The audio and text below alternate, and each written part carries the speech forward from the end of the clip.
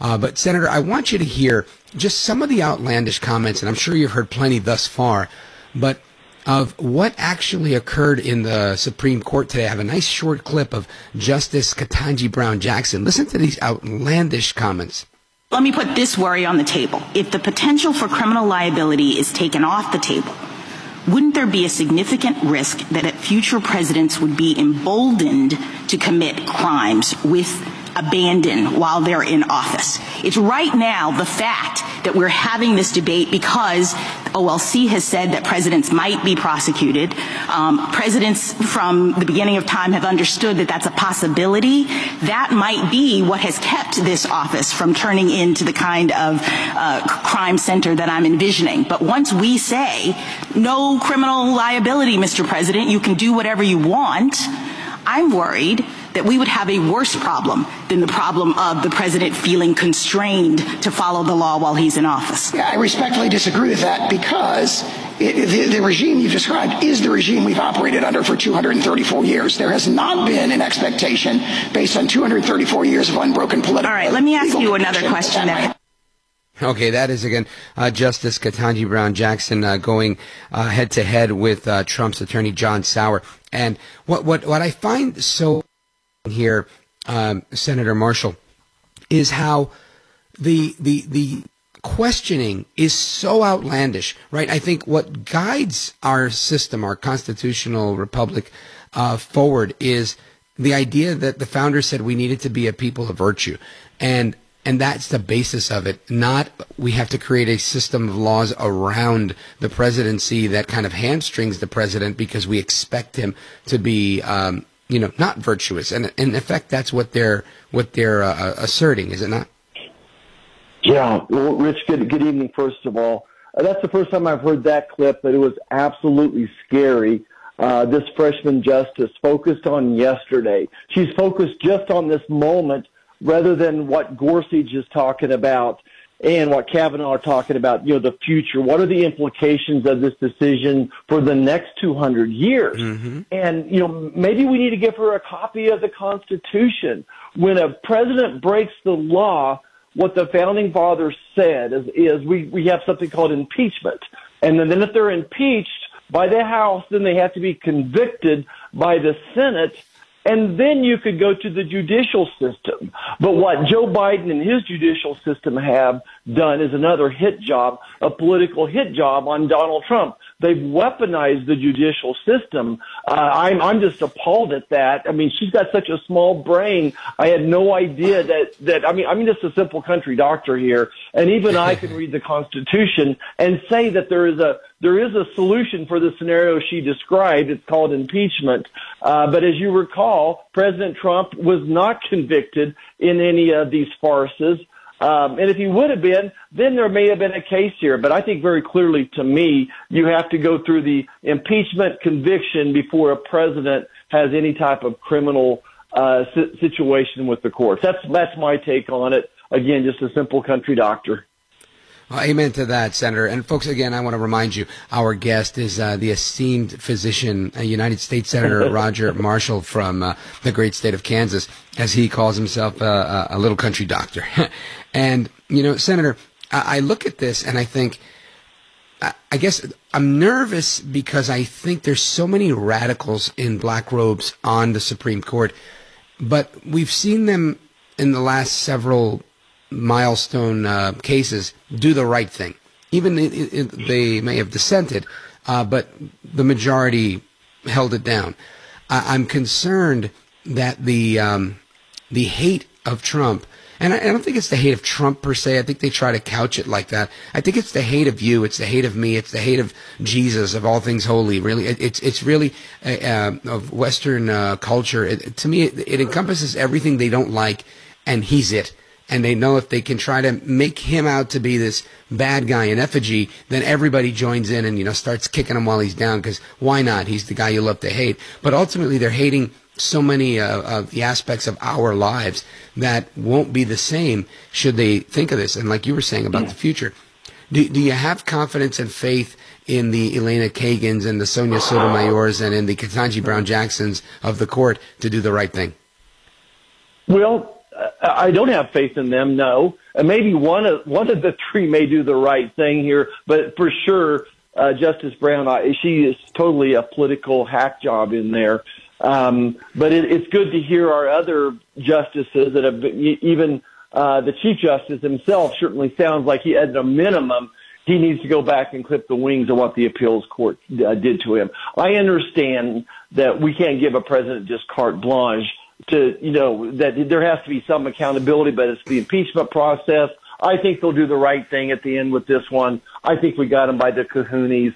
We caught them again in the wrong here. I think we're going to be okay on this one, Rich. Amen to that. Now, I want to get your take on Biden's proposed tax hike and, of course, on this anti-Israel sentiment that's just permeating so many college campuses. But before I do, I'm sure, no doubt, you've seen what happened at 6 a.m. this morning in my neck of the woods, New York City, when Donald Trump showed up at a construction site and a bunch of Democrats were like, we love this guy, and they start chanting USA, and you've got one construction guy that says, F Biden, and it was just so authentic, so New York. And what's your reaction to seeing that coming out of all places, New York? Well, Rich, I'm feeling that same love, too. I'm seeing this Republican Party change shapes.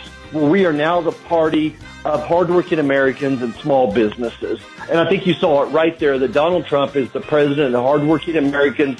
Joe Biden left the union. Mm-hmm. The union workers are looking for a home. Let's embrace them. I love them. Some of their management got problems, but I love them as who they are. I come Senator, we're going to pause right here and come right back. Folks, we're coming right back with United States Senator Roger Marshall. Was government spending, was that driving the GDP? Is there a correlation there? It's certainly in the mix. It's one of the components, but it gets a weight that's much lower than consumer spending. Consumer spending is 70% of nominal GDP. Add investment, and you're north of 80%. Now, if you look at this first quarter result, consumer spending, real and investment together, grew at a 3% annualized rate. And that's almost, think of that as almost a core GDP measure, something that takes out the more volatile inventories or net exports or even the government accounts, which can bounce up and down. And that's why we think the underlying growth remains steady, solid, strong, just like you heard from Esther George a second ago. So you're okay with this GDP report? Yeah, I think this GDP report, especially once you get under the hood, you take out some of those more volatile components. Consumer spending and investment look great. Now, that's some back-and-forth commentary from Jared Bernstein on Fox Business today, claiming that the GDP report is actually good when you take out some of the more volatile components. That's great. That's like a husband that cheats on his wife and says, look, our marriage is great minus the infidelity. I mean, the analogies that they put together, these folks from the Biden administration, are laughable. Folks, we return. I'm still in Budapest, live in Hungary, and our guest, United States Senator Roger Marshall, is with us. Senator, when you hear that the GDP doesn't look great, you've got Biden promising a tax hike if reelected, and the rest of Congress giving away $95 billion, whatever the number was, to Ukraine. It boggles the mind for most Americans when we look at this and we say, oh my gosh, we're in bad shape, Senator. Yeah, Rich, that's exactly what I'm hearing from hardworking Americans. Rich, the most impactful regressive tax out there is inflation. Don't forget that. So an average family in America is spending $1,000 a month more today than they were under Donald Trump. $1,000 or more. Again, the average person takes home maybe $5,000 after taxes. That's a good job in Kansas. So they've got $1,000 less. What Joe Biden is doing is he's destroying the economy. He's destroying this nation from the bottom up and the middle out with his inflation. And now he's promising you he's going to raise your taxes. So under the Joe Biden plan, the average American will have an increase in personal taxes of 3%. It's going to go from 17 to 20% will be the average tax rate under Joe Biden. But then he kills small businesses by not allowing us to write off our interest, our capital expenses, our R&D as well. And when that happens, we stop hiring people. Half of the jobs in Kansas are from small businesses.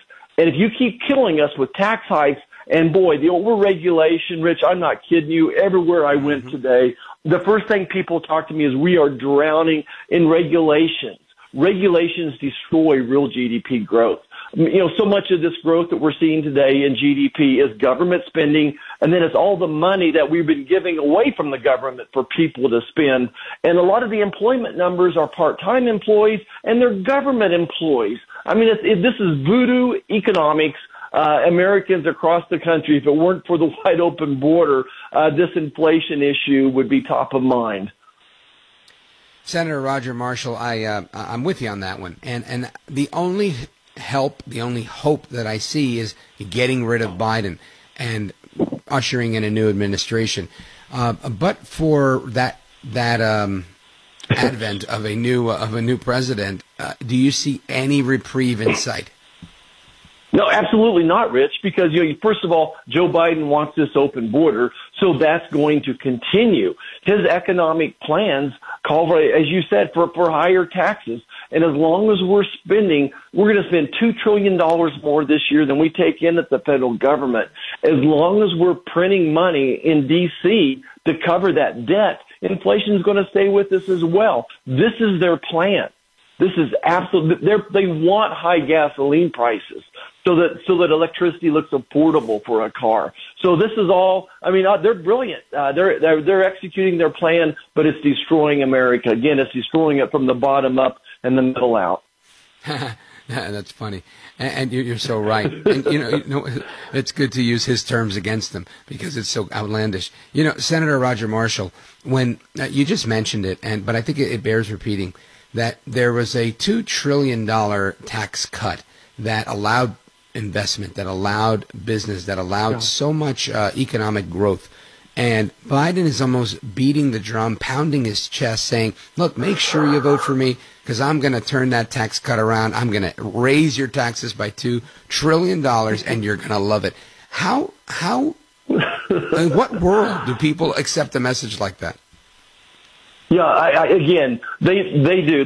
Joe Biden, the elitists, do think that Americans are dumb and that they know what's best for us, that they know the best way to distribute the money. But just to put an explanation point on it, so under President Trump's tax cuts, so despite cutting taxes, we grew the economy, and we grew the economy so much we had actually record tax revenues from the federal government, if that makes sense. We cut taxes, but the economy grew so much that we had record tax revenue. Look, if you want me to save Medicare and Social Security, the first step is a strong economy, getting people to pay into the system. We have some 6 or 7 million healthy young men working age on the sideline right now. We need if they need an education, let's get them that skill set. There's so many great jobs here in Kansas in the aerospace manufacturing industry.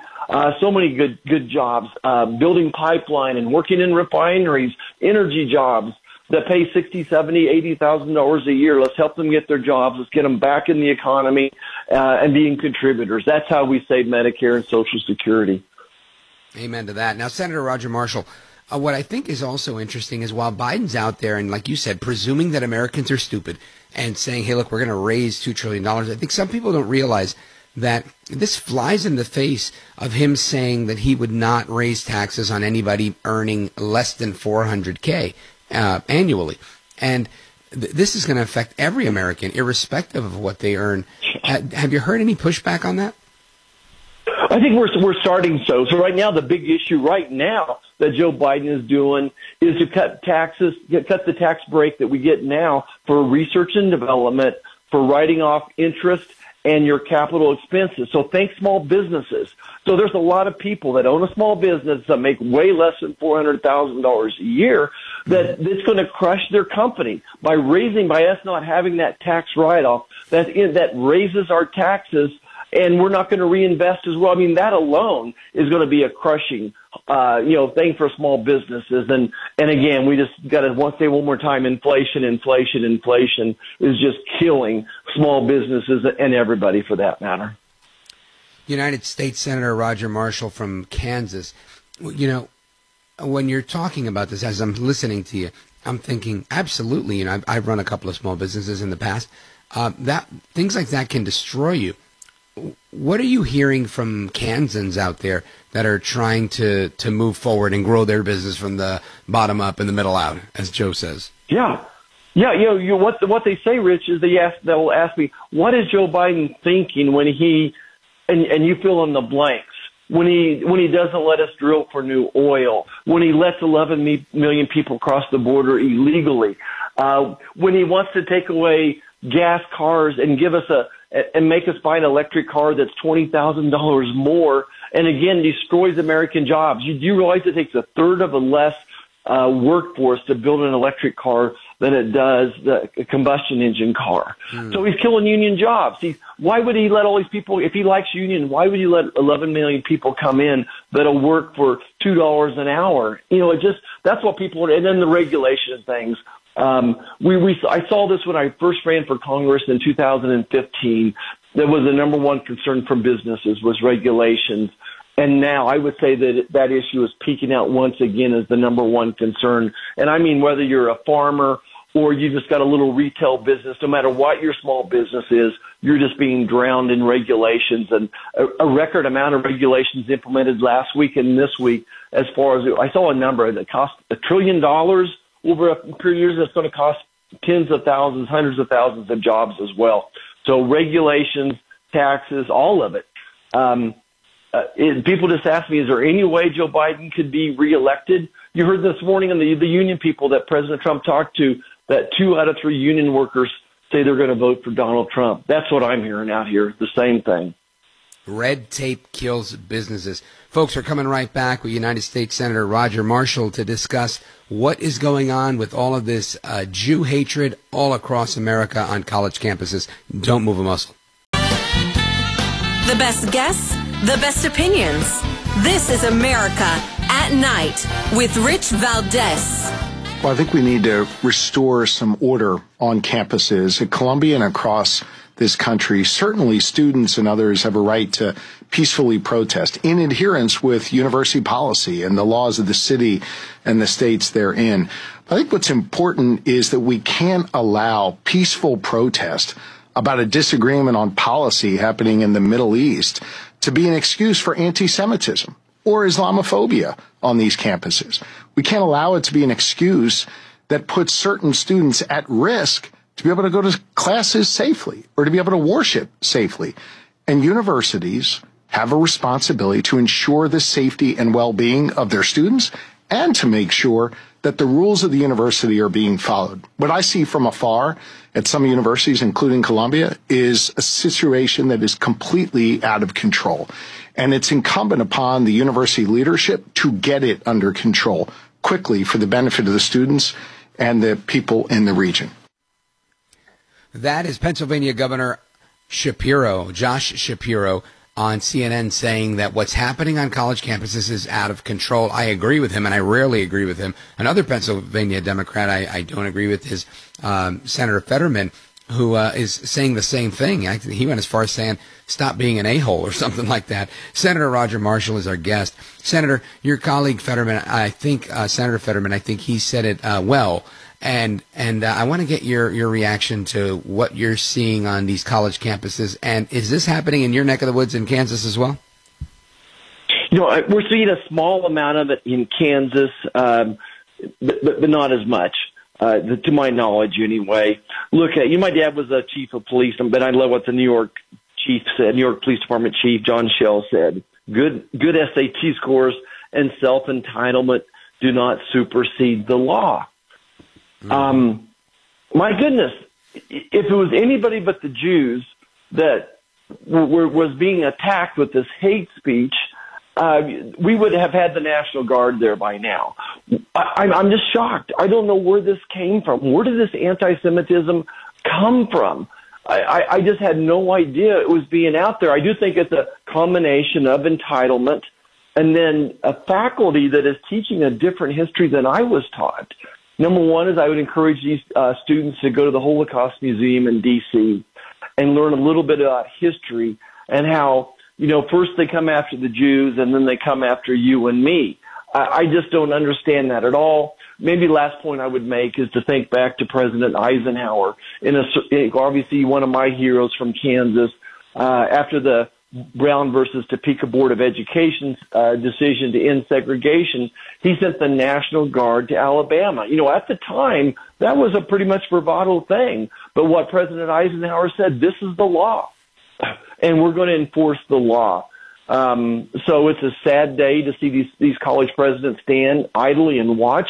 I would encourage the New York Police Department to stay active in the situation. And by goodness, if they can't control it, they'll send in the National Guard. These students deserve the right to go to college and enjoy that great opportunity that we have in America. So this is just not right. What's happening? Senator Roger Marshall, we have all but codified lawlessness in America, in particular, at least in my view, since 2020. Do you think it's sustainable? How much more can America endure? Yeah. Again, John Adams said the Constitution was written for a moral and religious society.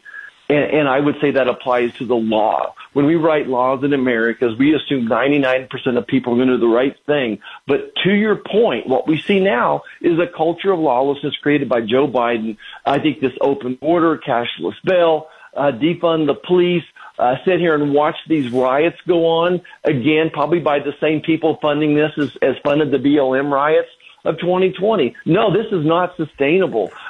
People say, what keeps you up at night? It's not China. It's ourselves. That we have to get our schools right. We have to be a nation of law and order. We need a new sheriff in town, Rich. It's just that simple. We need a new sheriff in town that's going to respect law and order, secure the border. I'm always going to be about keeping families safe, healthy, and secure. That's what I wake up in the morning thinking about. Senator Roger Marshall, I think something you said right now is very, very, very on point.